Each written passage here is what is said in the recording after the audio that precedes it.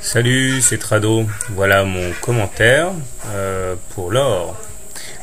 Alors, la séance d'aujourd'hui a manifesté les courants acheteurs qui se sont dévoilés après que l'on ait eu percuté les 75% de Fibonacci. Effectivement, comme je le signalais déjà il y a 2 séances, il y avait une conjonction d'éléments assez intéressants, en l'occurrence les divergences haussières sur le stochastique, le momentum et la sauvegarde en clôture des Fibonacci 75%.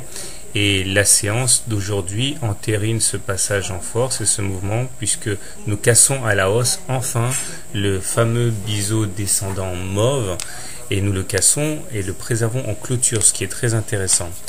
Dans la foulée, le gold s'est aussi affranchi de sa M7 qui le capait depuis maintenant pas mal de séances.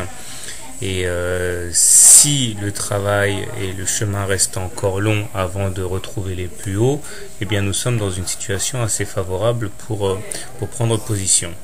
Alors, sans aller trop vite en besogne, il faut quand même remarquer que si le stochastique sort de sa zone de surachat, de survente, par contre le momentum lui reste ancré en zone négative, et le MACD, bien que alignant aujourd'hui une séance de hausse, montre que nous sommes toujours sous la zone de neutralité.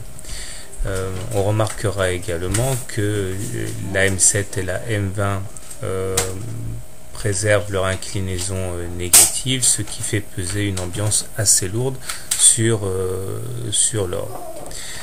Il demeure que les signes avant-coureurs d'une reprise ne manquent pas. Alors comment trader l'or pour la prochaine séance? Eh bien, si vous envisagez de rentrer long sur l'or, en imaginant que la consolidation a pris fin, je pense que le mieux à faire est d'entrer sur les niveaux actuels. Pour les plus patients et les plus prudents, essayer de rentrer au plus proche des 75% de Fibonacci, mais je ne sais pas si on redescendra. Le stop loss devant être mis en cas de clôture sous le support des 1071. L'objectif étant de rallier dans un premier temps la M20, c'est-à-dire le throwback sur la M20, et pourquoi pas un retour sur les plus hauts. Le problème dans cette configuration, c'est qu'à moins d'être très ambitieux, le ratio gain-risque n'est pas fameux si on rentre maintenant avec pour simple objectif un retour sur la M20. Donc pour que le trade soit valable, eh bien, il faudrait peut-être un petit peu plus ambitieux.